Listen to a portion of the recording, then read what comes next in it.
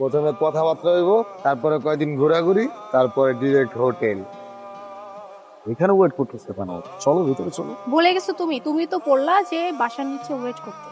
Sheet, ভুলে গেছিলাম। এই যে দেখো, অলরেডি 7 বার কল করা হয়ে গেছে। কলটা পিক করো। কি বললা তুমি? পিক করো? আচ্ছা আলিফ, আমি পিক করে কি কথা বলবো? তুমি কল পিক করে এটা বলো যে আপনাকে আমি যে অ্যাড্রেস দিছি সেই অ্যাড্রেস অনুযায়ী আপনি চলে আসেন। আরেকটা কথা, এটা বলবো যে তোমার বাসায় কেউ নাই। আচ্ছা ঠিক আছে, শুধু তুমি বলছো বিধে আমি পিক করতেছি।